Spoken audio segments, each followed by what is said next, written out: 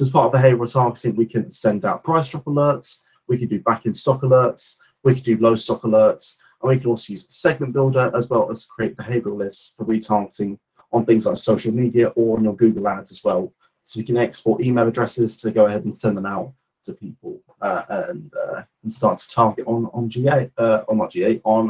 Google ads. That's it.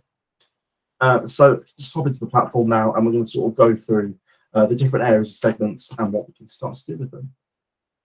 So can everyone see my screen? Is that zoomed in enough, or would you like to zoom in a little bit more? No, it's fine. Oh, well. Let's go a little bit. I often get told that I don't zoom in enough, so let's zoom in a little bit, and then, yeah. Cool. So then, just a few things to sort of signpost people to at the start of the session.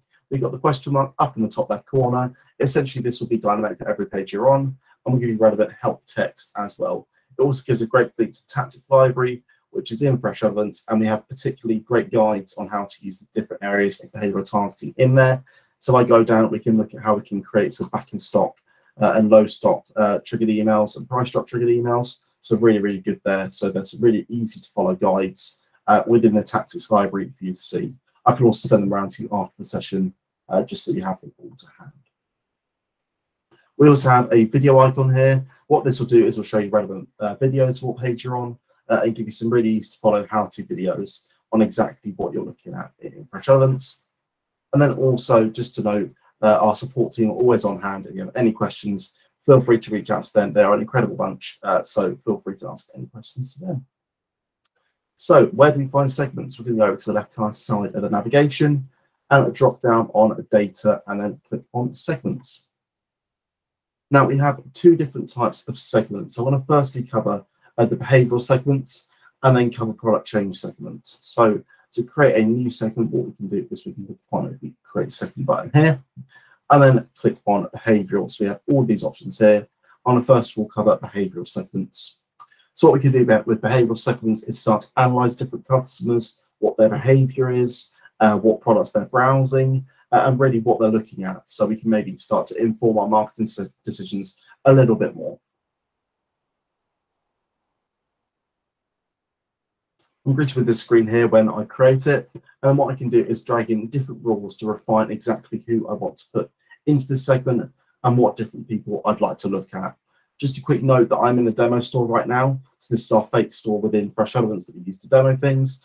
So it's all fake data behind it. So it can be a little bit hit and miss, but when it's in your own systems, it'll work absolutely fine. So just in case we run into anything that doesn't quite work. So what we could first of all do is start to look at your purchases, for example, and see when your purchases are most likely to happen. So I can drag in this has purchased rule right here. And then I can say if any products have been purchased, I'm going to put those people into a segment, and we can start to analyze what your purchases are doing. We can maybe look at what time of day they're purchasing, or when they're purchasing, or anything like that. We can also maybe refine it a little bit further, and we can maybe do something along the lines of if anyone has purchased a specific type of product. So we have a ski and snowboard store here, and we've got a lot of different brands that are associated with ski and snowboards. So maybe we want to target people based on the brands that they're looking at. So for example, if someone is looking at Burn here, what we could do is we can have it specific to that and see exactly what the type of person that purchases that is. So if I do this, if someone has purchased Burn at least once in the last 45 days, we'll put them into a segment. Is there any examples of anything that anyone would like to cover in this? Any kind of ideas of different areas people might want to look at?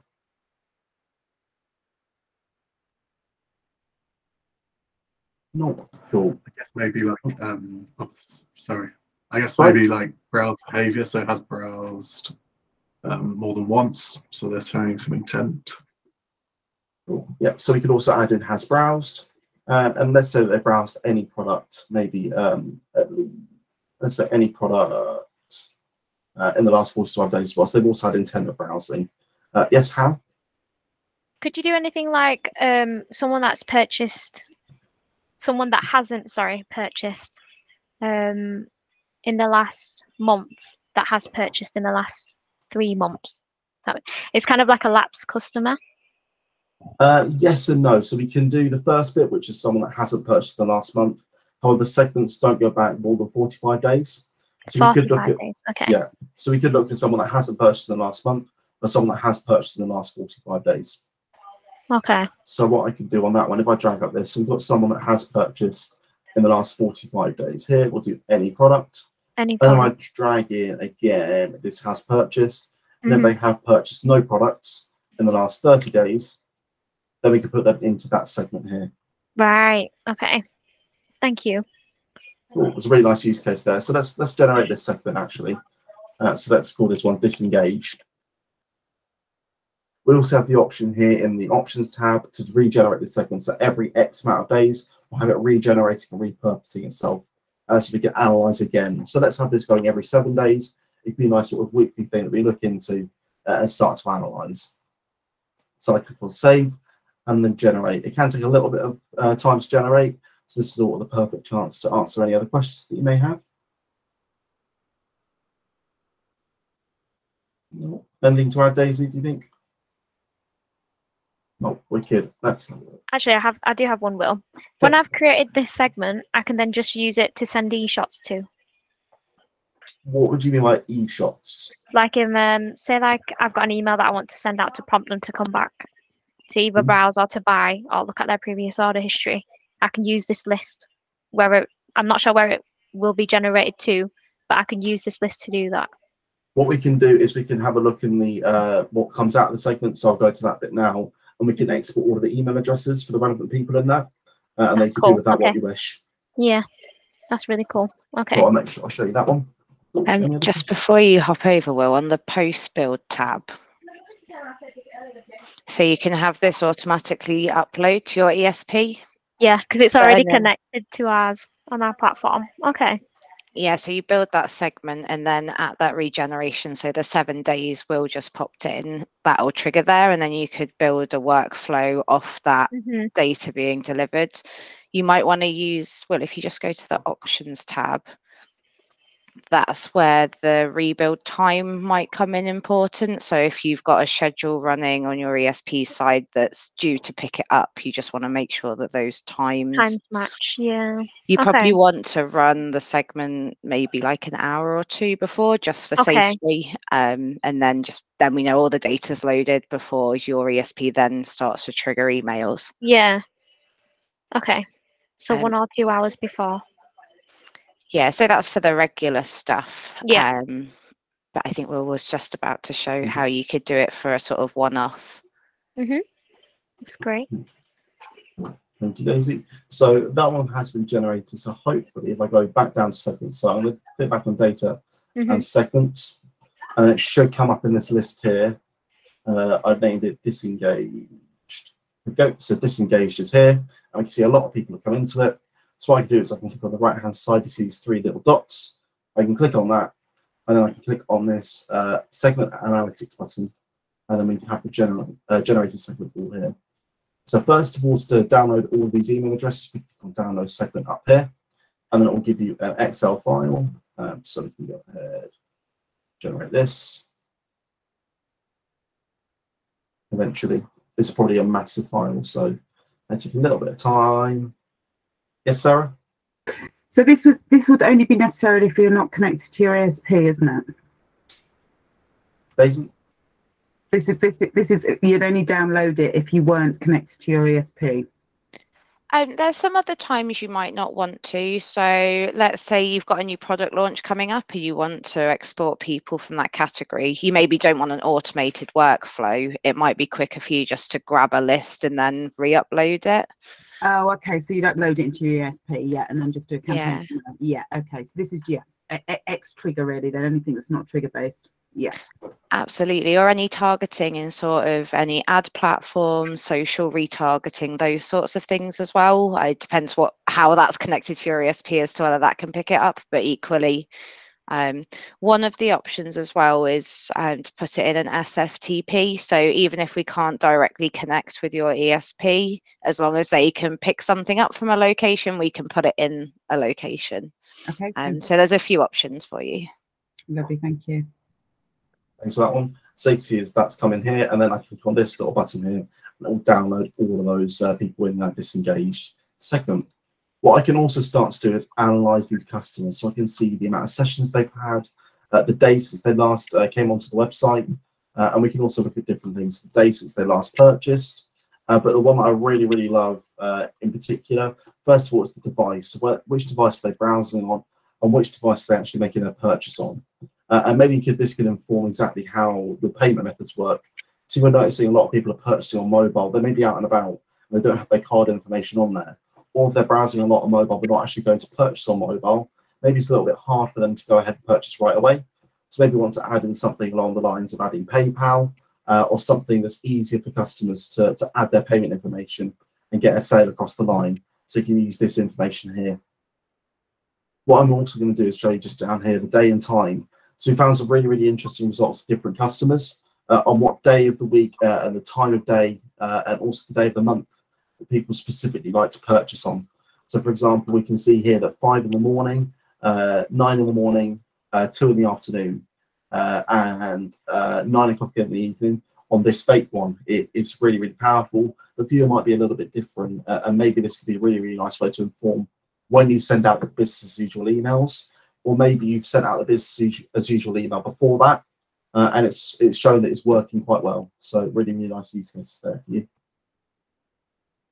What we could also do is look at the day of the month, so we can see maybe roughly when people are getting paid, specifically within your customers, and different factors like that. We also have the day of the week, so what day of the week do you send out your business as usual emails? When do we start to target those customers a little bit more? We also have down here a list of the products that we browsed, and what we can do here is we can use it to inform your stock teams. So we want to make sure the products people are looking at are all in stock and they're all ready to go. So what we can do here is we can see that this boot has been browsed a lot. So maybe someone's going to be really, really interested in purchasing that very soon. So we can let the product team know, we let the stock team know. We can say get that boot in stock because people are looking at it quite a lot. So really, really nice use cases within that. So anything else people might want to look at with sort of analysing their customers? Any ideas?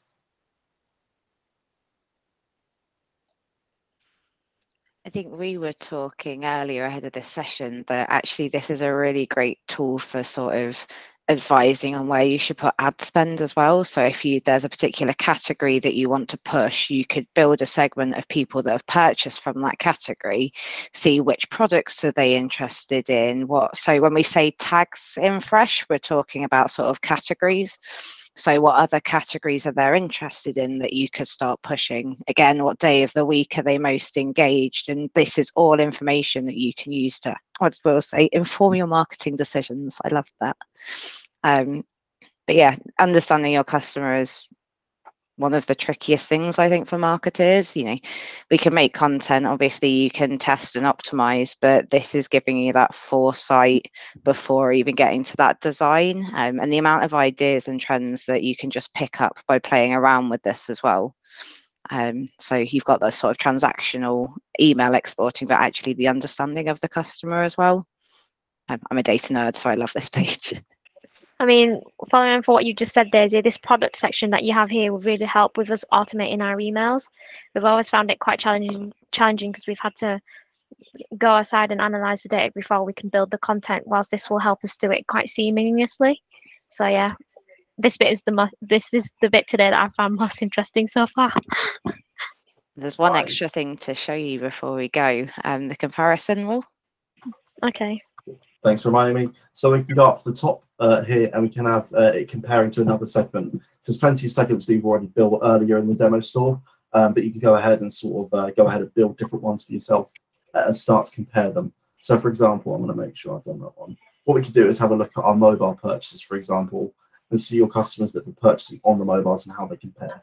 So I can put that in and compare the segments.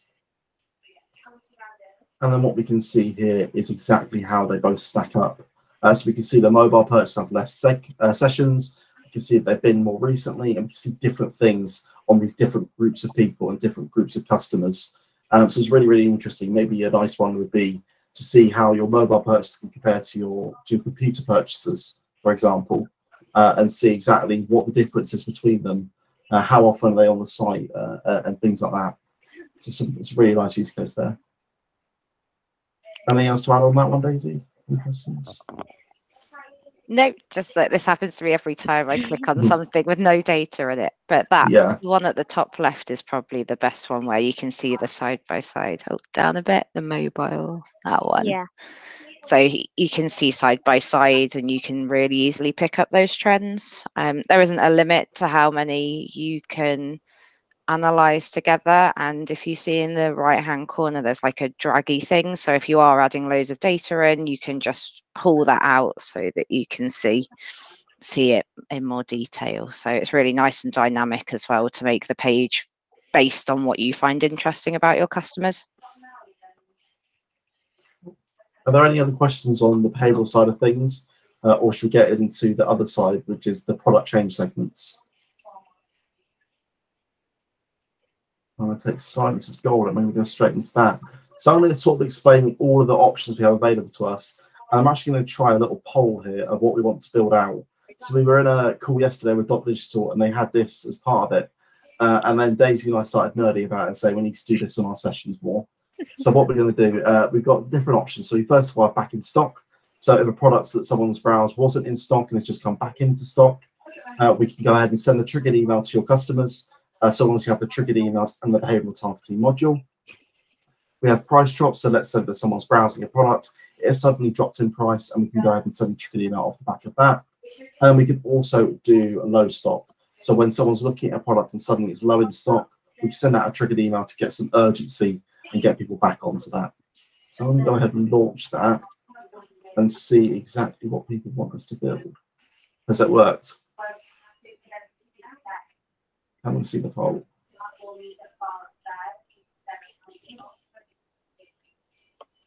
I love this. Okay, back in stock. That is the clear winner on this one. It's interesting because often we'll talk about price drop a lot more, but it's great that we can start to look at maybe back in stock and getting those products going for different people. So we're going to go ahead and create a segment again. And then it's going to be a product change segment on this occasion. So we can create this segment, and then what we can do is we can look at what parameters we want to put in and different factors we want to add to it. So I drop down this product, and I'm going to drag in a product change here. And the action is going to be back in stock. And then if it was out of stock when browsed, I'm going to put all of the people into that segment. So if anyone has looked at any product that was out of stock when they were looking at it, and it's just come back into stock, then we can trigger that off. One thing to note is that we will need to have this being captured as part of your script. So we'll need to capture the stock level. So it doesn't need to necessarily be that it's the exact stock level. However, what we would need to have is either a 1 or a 0. So a 1 if it is in stock, or a 0 if it isn't. If you're not sure about it, we can have a look after the session, or you can get in touch with our support team and they can look into it for you. And if it isn't quite right, they can have a chat with the script team and try to get that rectified. You would also need to have it exposed on your side within the data layer. So that's just a bit of code that's exposing it, ready for our script to pick it up. Cool. So I'm going to go ahead and save this. So this is going to be our back and stop segment. Cool. And I'm going to go ahead and just generate it now, and then get this up and running. What we also need to do is click onto the post build, and then have this mapping across to our trigger section, so we can build up a trigger program. So essentially, what we've first of all done is made the segment. So we've got all of the groups of products in there, all the people in there. And what we need to do is get something set up so we can go ahead and send out to those different people. So we can see this bit down here on the post build where it says generate price drop, back in stock or low stock. We're going to go ahead and create a back in stock signal on this one, and we can regenerate it. And then what I might do is just set it up so it goes every 7 days. So every 7 days we'll be doing this, generating it and sending it out to people again. So now I've done that, what I can do is I can go over to our triggers page and then get this set up and firing. So if I go on triggers, what I can do, when it loads,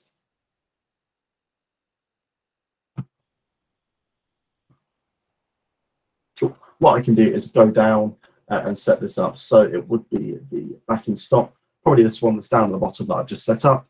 And as you can see, it's totally empty. Don't worry about the amount. You can see right here, this is just a case of everyone in Fresh Relevance has sort of been semi-abusing it and generating a load of different ones, but there probably won't be anywhere near as many in your setup. So don't worry about the amount you've seen there. What we can do is we can go ahead and create a trigger program then to get things up and running. Is everyone aware of what a trigger program is, or would you like me to just quickly explain it and exactly what a trigger program is doing? Getting some nods. Explain, please. That's all good. So essentially what we're doing with the trigger program is we are sending a signal over to your email service provider. So what I could do is here we have a selection of trigger programs, and I want to go ahead and open one. So I'm going to configure it and just explain exactly what's happening in this. So first of all, up at the top, we have the program name. Essentially all this is doing is just saying exactly what it is. You can rename it to whatever you'd like it to be. So I can make this one back in stock, for example. And then it's just for naming purposes. The important bits are just down here. So essentially what we can do is we can first of all have a wait time. So essentially what we're doing is we're saying how long we're going to wait before we send this over to your email service provider to get them to send an email out. So there's on segments, it's a 1 minute wait time. However, on our standard triggered emails, which come in the form of cart abandonment and browse abandonment and also purchase complete, it's a minimum of 15 minutes for a triggered email. We then have the action channel down here, which is essentially your ESP. So where is this signal going to go? Where's this trigger going to go off to? Do you know who your email service provider is? Ours is Amarsis. Amarsis, cool. So what you'd see here, right here, we've got, for example, Amarsis set up within the demo store, but in yours, you'd only see Amarsis here. And then in Amarsis, you'll have a selection of email templates or area where you can make email templates. Does that sound about right? Cool. And then within that, you'll have the option to add in, or there will be within there an ID or something along those lines for the email that you're sending out. It can be numbers, it can be letters, or it could be something like price dash drop. That's something that will be sort of having to pick up with the Amarsis team. But for example, that could be 1, 2, 3, 4, 5 on this example. And essentially all this is doing is saying in 1 minute time, send a signal to Amarsis to send out template ID 1, 2, 3, 4, 5 to the customer. And then what our signal is doing is it's going to be populating the email with the cart layout, which is this piece of content down here, which essentially is highlighting the product in question that's caused the trigger to go off. So if I click on the preview here, I can see what it looks like. So this one is a back in stock. So as you can see, this is how it will look. So all these products were out of stock and now they're back in stock. So this is how this example will look. However, yours may look a little bit different based on how you've got it set up. And then also we have the options down here to sort of do some funky things. The only thing really to note is you can first of all pause it. So let's say you just wanted the trigger to stop going and stop the email sending out to customers, you can pause it. We can also set a catch-all up. So if you want it to be triggering, but you also want it to send to yourself and not go out to customers, you can fill in the catch-all here. Or you can set up a BCC so it can go out to customers, but you can keep an eye on it and just make sure that it's all ticking along nicely and it's all looking all right. And then we can press save down here and that trigger program will be set up for you. We have an exciting announcement. I don't know whether you've heard as well. So we've actually gone into the SMS channel as well. So everything that Will's just shown you, not only can we actually email customers, but we can send SMSs. Particularly for these kind of triggers where there's so much value being given to that customer, it's a really powerful channel for SMS. Probably wouldn't start saying you looked at our website, come back and sending people a text, but certainly for the back in stock and the price drop ones have had me so many times, so I can tell you firsthand that they work. So that's definitely something to consider if you're looking at these types of triggers. We're also doing some development, so you'd be able to send both mobile or email, depending on different permissions and things like that as well. So, yeah, lots we can do on that channel in this area. Yeah, I forgot about SMS. It's a really, really cool channel that we're trying to sort of get up and running with a few of our clients now. We can send out those triggered SMS text messages. And yeah, I've been sort of guilty of getting caught out a few times and buying off the back of getting texted. Yeah, it's not a good habit, but it's something that customers do all the time. So we can go ahead and just save that trigger program and we can go ahead and use it. So I've got to save that. I'll just go back to the main page again. and then I can drag in a trigger program of my choice. So for example, what I might like to do is have a specific one for a different area, or I could go for a very generic one, which is one email going out through the email service provider. And then I can press save, and that will then go ahead and start triggering out and going to your customers off the back of that. So every time the segment is generated, we can send out that triggered email and get those back in stock products out to customers and get them buying them. Any questions on that? Anything didn't quite make sense? There's just a few things I'd suggest considering with a back in stock. If we can go back to the segment. So yeah, just a few things to consider, and we can refine this segment further. So it might be that actually you've got some really low value items on your website. Let's say you've got some key rings for £1. If that's the only item that's come back in stock, do you really want to take up a whole touch point with a customer for a low value item?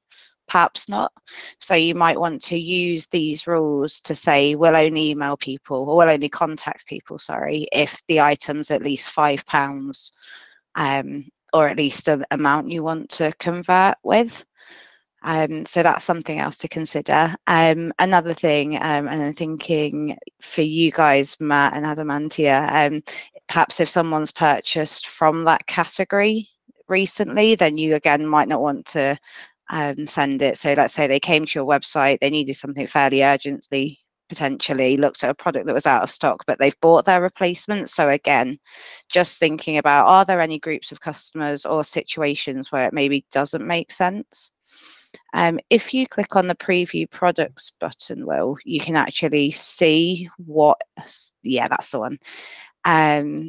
Of course, our website doesn't have any data, but this would show you all of the products that match that criteria. So at least you can have that sort of sense check. Is this the right sort of products? And are there any situations where you wouldn't want to send?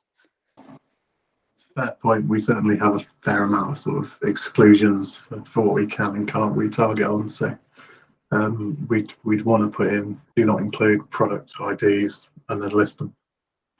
Yep, that is absolutely there.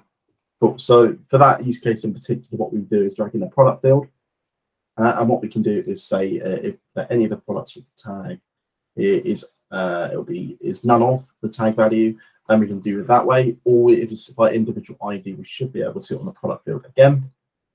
What we do is drag down the product field, and it'll be product ID is none of, and then you can find the individual products that you can't do that with, as we can add them in. So for example, let's say we don't want us another bag sleeve, for example, we can go ahead and add that, and it'll be as many as you want add to that field. Right, wow. That field can be populated with lots of products, yeah. Right? Cool. Yeah. It's a question. I think you're on mute. Make sure I unmute myself before I speak.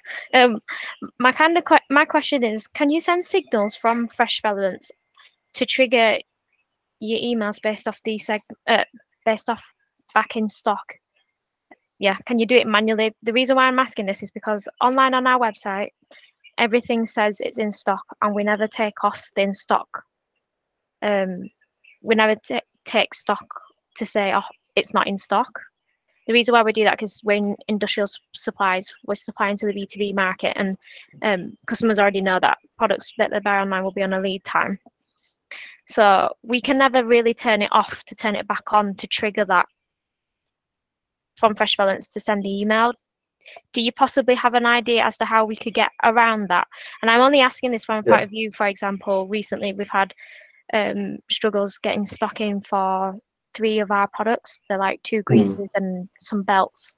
So we do want people to still be notified that we have them in stock when we do, but right now it's just hard to get it in supply. So do you have any suggestions as to how we could get around that? If we can't trigger it from the in stock button on your e-commerce site, for example. Have a little think. Daisy, any ideas? Yeah, I think your best route would be to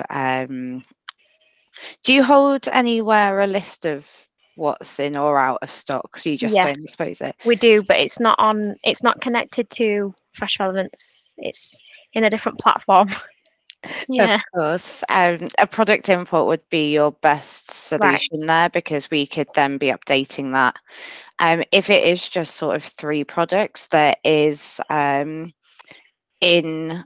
in the product record, there's a button to mark things out of stock. So you could go in Fresh, find those items, mark it out of stock. You'd obviously need to then put it in stock when it comes back in. So that could be quite a lot of management. But if it's 3 products every quarter, it's just for whenever in the industry there's like a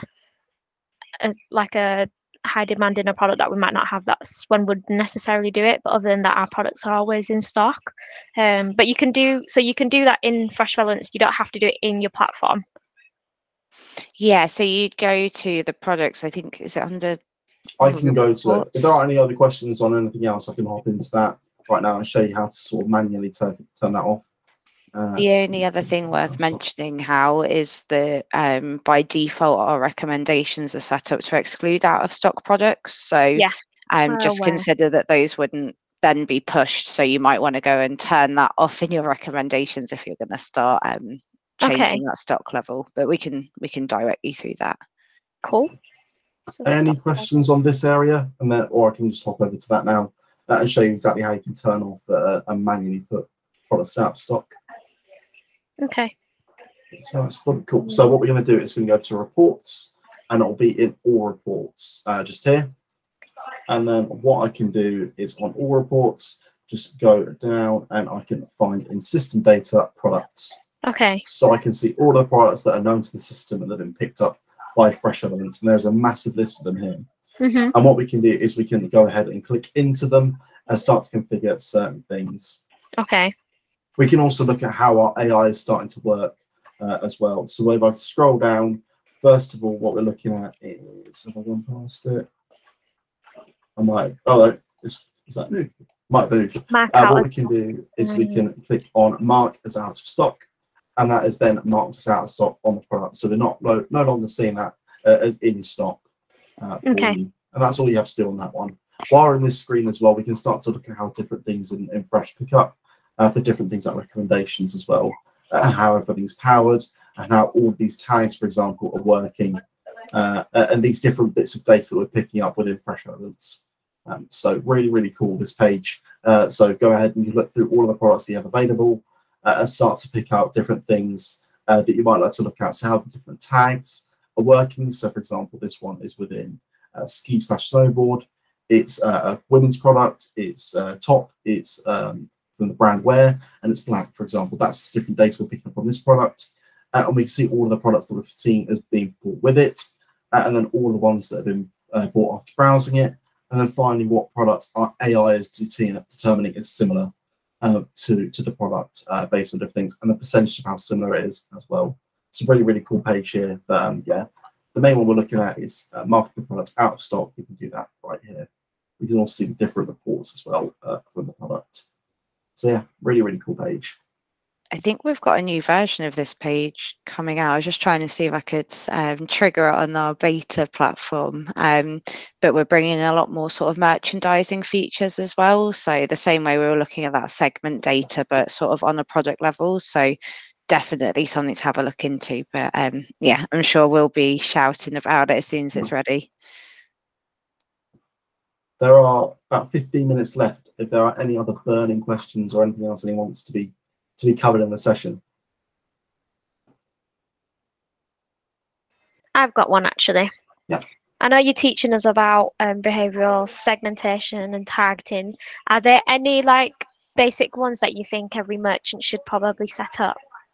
Any ones that you think we could probably get quick wins from, or you think it's worth us doing the segments for? Okay. Let's have a think. Daisy, any burning suggestions? Obviously, with a bit more experience under your belt, you've got those in your bank probably.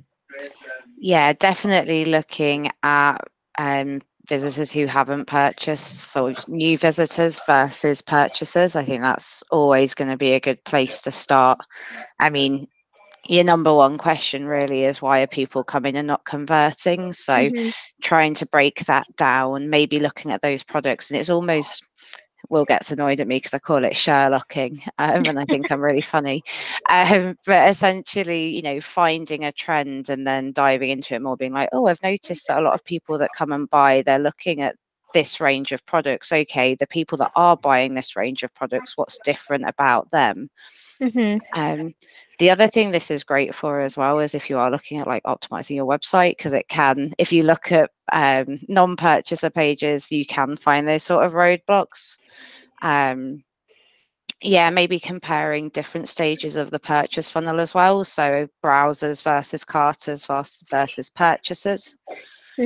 I think that one's really nice. And then, yeah, it depends as well what data you're enriching the platform with, because if you do have any sort of CDP data that you're importing or from anywhere else, you can target on that crossed with the browse data as well, and that just unlocks so much. Well, if you just click into one of them, I just need a reminder of the rules.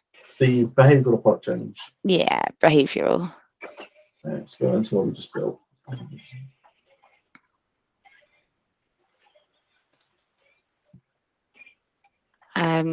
Yeah, so we've got some automated segments there. Price projection, I wouldn't say for you, Hal, but that can be a nice one otherwise. So, you know, people that we see buying lower value items versus higher value items. As you're a B2B, I think things change there because it's less about an individual and it's more about what that business is achieving. But yeah, I think for a lot of other people, that would be a nice one. What's in the person history? Did we get the segment stuff in here? Session count, that's one of my favorites. So a session is when someone comes to your website, they browse around and then they leave. They might purchase before they leave. Whatever it is, that counts as a session. So you can say, okay, people who've come to my website, you know, 3 times but haven't purchased. What's going on with that group of people? Because they've kind of, you know, they're exploring you quite a lot, but what is it that you need to push them over the line? And is that retargeting somewhere, or is there, you could look at the segment and say, oh, they're looking at these types of products. Could you put a promotion on those sorts of products to try and push it that way as well? Yeah, I think that's where I'd start. I'll list too many if I carry on. But can you base segmentation off where the traffic comes from? So we have traffic that sometimes comes from Bing ads or Google ads, and it does come on in your reports, but can you do it in here? I don't think we can. Okay. But because I'm just asking that question because if we want a better return on investment from Google ads, for example, I could segment all customers that come through on Google ads, the percentage that convert. I'll have that already in Google Analytics, but the percentage that convert, the percentage that don't, and the ones that don't, what do they look at and why do they not buy? So that's why I asked that question. I really like that one. Yeah, so I'll definitely raise a ticket. I might have already done one actually, but yeah, okay. Probably something that works like the first page rule. I don't know whether you made it to the PPC session we had a fortnight ago. I don't think I would have made it. I would have been too busy packing stuff in, moving in the boxes. But yeah, I think that's a good one. It's just from an ROI point of view that. Yeah, that's a really good point. I like that. Because when I do abandoned carts and browse abandonments, I see where they come from, and I know a lot of our adverts. We have a lot of traffic from the adverts through from them, so that's why I just wanted to ask that question. That's interesting. Yeah. Well, yeah, we have kind of a similar situation where, like, when we saw a large increase in our affiliates and a sharp decrease in conversion. So we really wanted to nail down like the channel aspect of things. So that would be a really useful tool. We did a session a couple of weeks ago about how we can retarget PPC traffic on the website based on how they got there.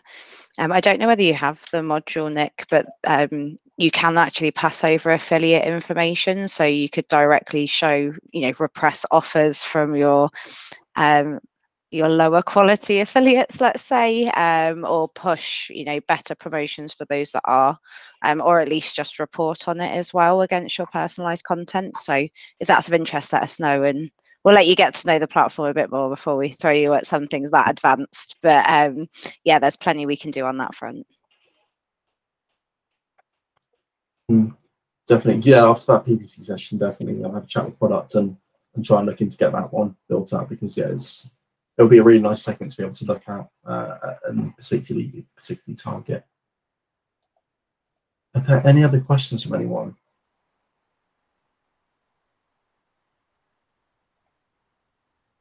No. Any last bits you think we should cover, Daisy?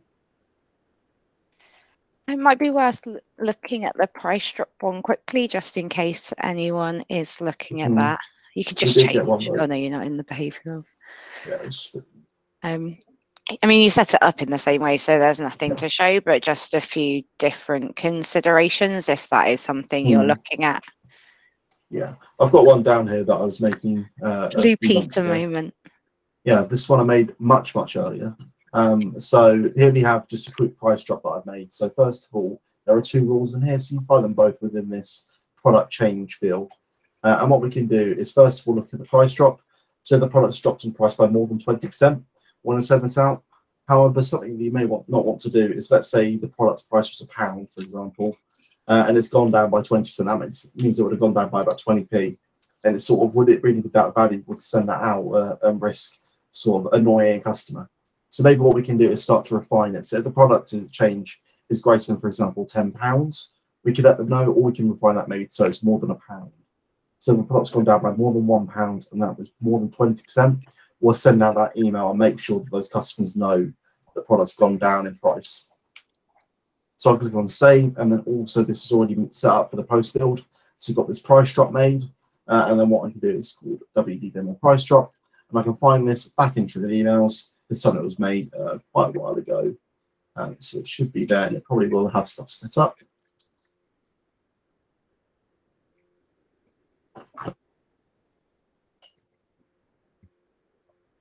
There we go. And then what we have here is WD demo price drop. And as you can see here, this is set up. We've also got some interesting stuff around browsing as well.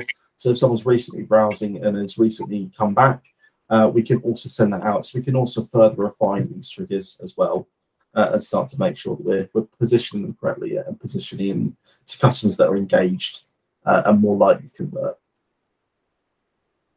Yeah, and that could be something as simple as Nick, say, between men's and women's products, you want a different banner image in those emails to sort of create that experience. Or, I mean, the colors are so strong on your website, like even just pulling in those colors that match the basket, that'd be a really great personalization. Some other things you can do in here as well is making sure that you're prioritizing your triggers. If you're sending cart abandon, browse abandon, post purchase, price drop, back in stock, low stock, that's quite a lot going on. So you can actually use, I think it's in person history, Will. There's a rule of has been sent email. And you can say, okay, if they've been sent this email, then let's in a certain time frame, don't send it. So for example, if someone has just received a cart abandonment email, we might repress a browse abandonment for a little while. A price drop, I'd probably put over a browse abandonment, maybe a bit higher, a bit more motivation there. But yeah, you can do it based on whole programs or individual emails themselves as well. So you've got a lot of control to make sure that you're giving the right people the right emails within whatever your sort of cadences are within your business.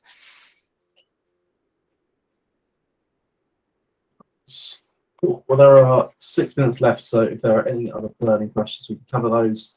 But if not, sort of wrap this up and start to get things sent out to people and get people sort of up and running with implementing things.